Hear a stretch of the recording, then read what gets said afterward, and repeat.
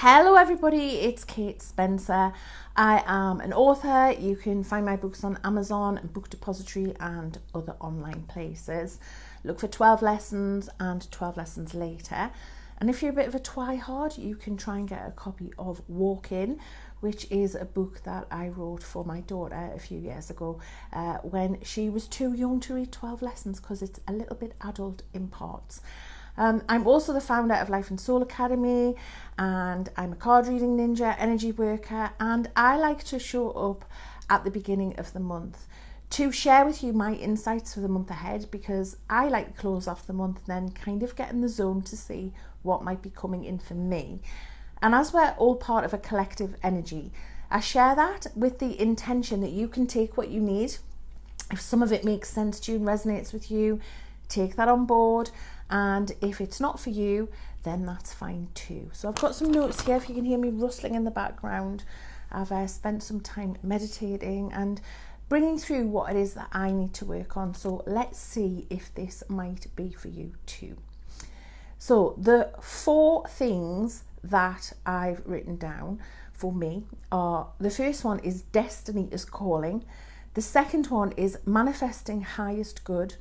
Stop being judgmental of others, and self-care for the festive season. So let's dive in. First of all, with destiny is calling. There's definitely an energy from me about new beginnings this month. I've had my tower moment in my life and I've been waiting for a new beginning, and I feel like I've been quite patient, and I've also been impatient at times too and struggled over the last few months, but certainly December for me feels like a brand new beginning. It feels like it's time to seed in new intentions.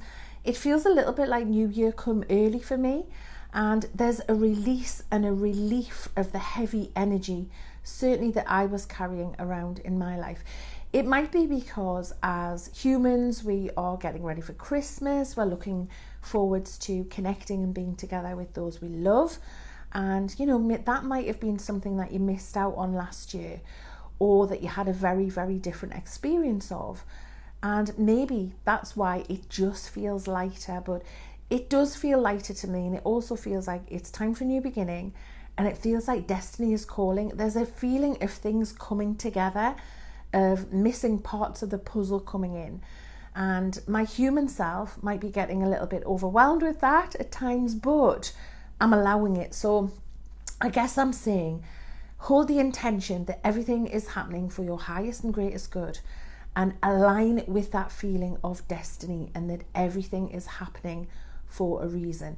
Now, the other thing is that if you're getting little intuitive nudges and you're experiencing synchronicity and the universe is speaking to you, whether it's in your dreams, whether it's in your day-to-day life where things are lining up and you're seeing repeated numbers or signs and symbols, what I would also encourage you to do, and what I'm getting through quite strongly, is take action on that intuition.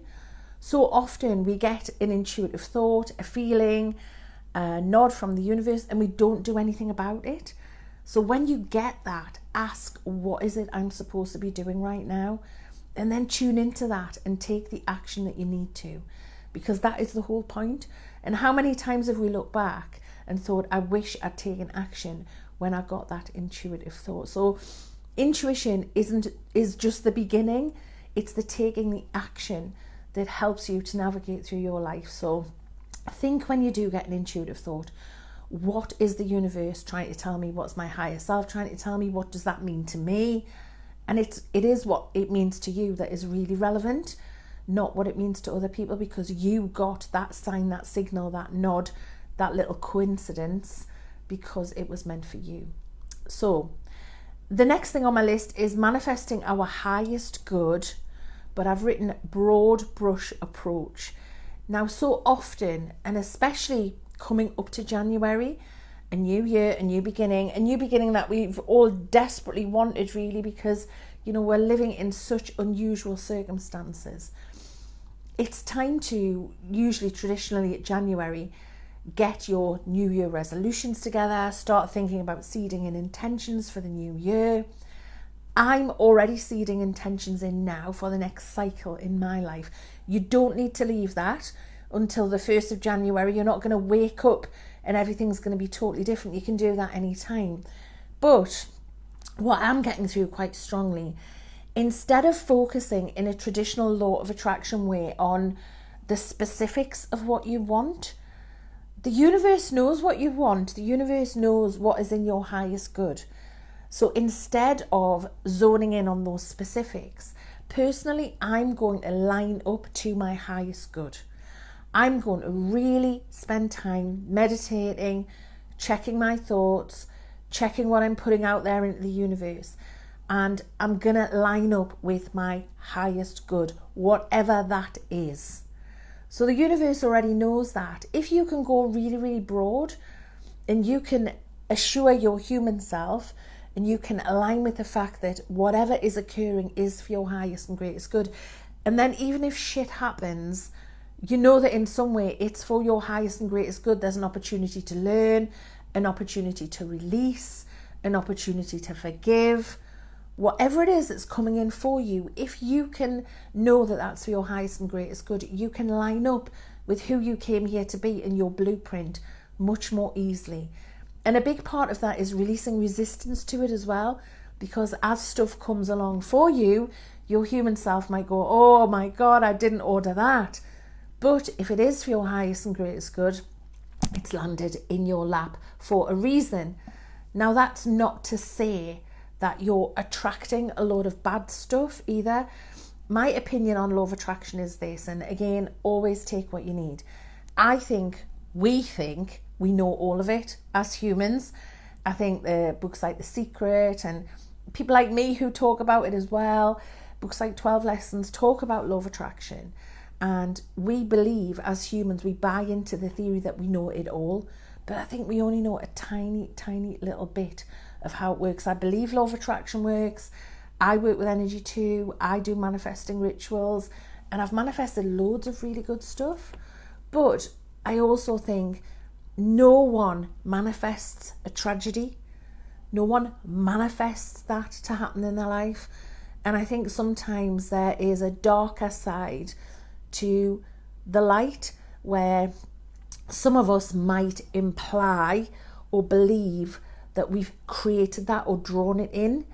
And then that furthermore implies that there's been an intention there, and nobody would do that. And I think that's the part of law of attraction, destiny, the universe, our life path that maybe we don't fully understand yet as humans. And I don't encourage people to go down a path of you've manifested something bad, because I think that's really harmful. So that was a little off-piste ramble about law of attraction. Where am I on my list? Stop being judgmental of others. Get in your lane and you do you. Okay, so we're living in unprecedented times still. Everyone has a different opinion, and it's okay for you to exercise conscious discernment, for you to get all of your facts, all of your data that you need about the current situation, and then you do you.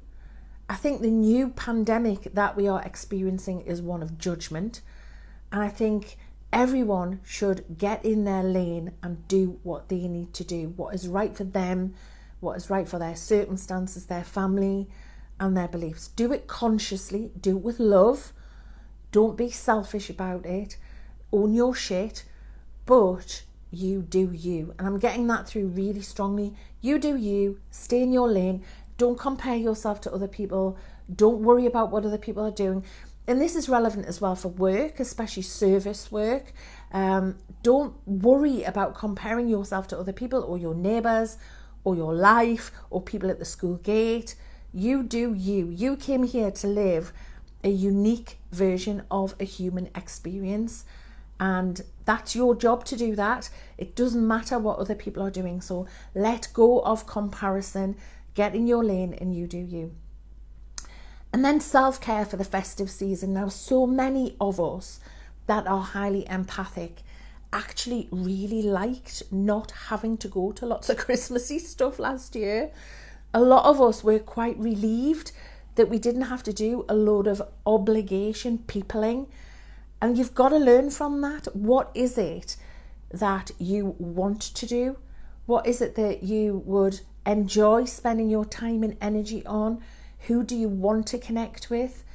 And I think if we learn anything, it was that it's so easy for empaths to give away their energy to other people and situations and then end up with very little left for us and feeling, quite honestly, frazzled.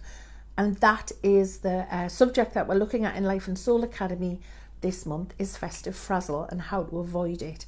And we're bringing through a lot of tools for empaths to help you with that. So if you want to look at that, go to my website, www.kate-spencer.com, and look at Life and Soul Academy, and you can find out more there. But yes, it's a time for you to really show up your energy with better self-care, and also weighing and measuring and assessing what the cost is to you of the obligations that you have coming up in the festive season. So the cost might be energy, it might be time, it could be a financial cost, it could be an emotional cost, could be guilt or obligation. Weigh things up and see how they feel to you and make conscious decisions based on that. And make sure that your self-care is ramped right up, because the festive season, and it's a whole season, it's not just one day, it's the whole season. So you don't have to pack everything into 12 hours. Make it realistic for yourself, especially if you're an empath. We are depleted anyway because of the times that we are in, the collective fear matrix and all of the stuff that's going on. We are depleted anyway, and it's sometimes hard to remember to do this, but we've got to look after ourselves. If you look after you, you can show up as a more productive person in the relationships that you've got and in your work, being a parent, and you can just feel better, which means you will attract more good stuff as well for your highest good. So I hope all of that makes sense. I'm going to put the link underneath here for an event that I'm doing on the 12th of December, 12/12. It's a group energy event. I've been doing them recently and they are getting amazing feedback. This one is about a journey back to wholeheartedness. It's about reclaiming aspects of yourself across all time, space and dimension. It's about healing and evolving. So there'll be a link there for you to find out more about that at some point, hopefully as soon as I press live on this video. I'm running behind a little bit because of the storm that we've had. We had loads of damage from the storm, and my Wi-Fi went down as well, so that's why I'm running a little late with bits and bobs, but I'll catch up soon.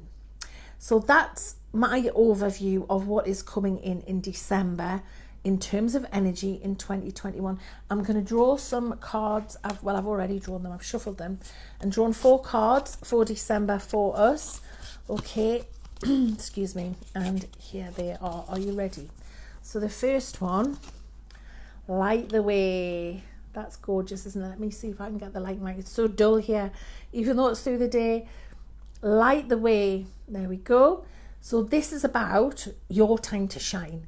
It's about you stepping into your light and being that light for others. It's about growth as well, look.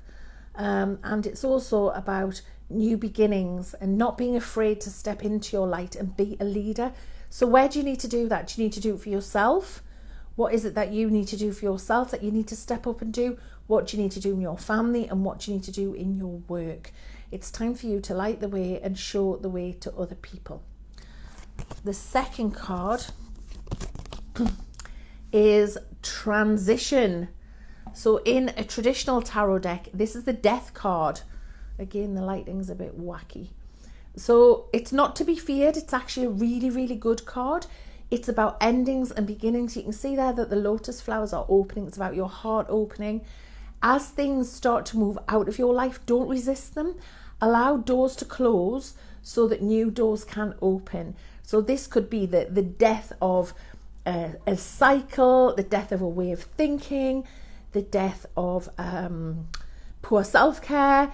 It could be a friendship coming to an end. It could be the end of the year. But it's about endings and new beginnings and about transitioning with grace and ease. So it's not to be feared, but look for things that are naturally coming to an end in your life and try to allow that with grace and ease, and don't hang on to what does not serve you, because as one door opens, another door As one door closes, another door opens. And the next card, I was so happy to see this one jump out. Wheel of Fortune. So again, destiny, about good luck coming in for us, about a positive influx of new energy. You can see here that the lady is centered. So that's a message to being grounded, balanced, centered. There's a heart there. She's in her heart. These little tendrils here always remind me of cords that need to be cut with stuff in the past, with within ourselves as well. What old patterns are you hanging on to? What behaviors might you be indulging in that are not serving you? What ideas or inherited beliefs are you hanging on to that do not serve you? So it's about allowing positive change, but allowing it in because things are going to change, and not being frightened of the change that this brings, and allowing it in, receiving it. And again, if you're lined up to that intention that your highest and greatest good is manifesting, then there is nothing to fear, because that is in your highest good. And if you're here listening to this, it's likely that you're looking for growth, evolution and progress for your soul. And then the final card that I drew was this one. Ooh, can we see that? Giving and receiving. Again, the lighting's not perfect. I'm sorry. It's because we've had power cuts and stuff and it's so dark. Giving and receiving. So this is about staying in fair exchange with the universe. Christmas especially is a great time to do this because you can shop consciously. You can look at little independent places like online places like Etsy. I've bought presents for people. You could buy a reading. You can shop consciously, and or you could make something for someone. So that's part of giving and receiving, but also giving and receiving in terms of what you're giving out there to the universe and what you're getting back. So as you spend money on things, give gratitude and be grateful for your flow. And as you receive money, being grateful as well.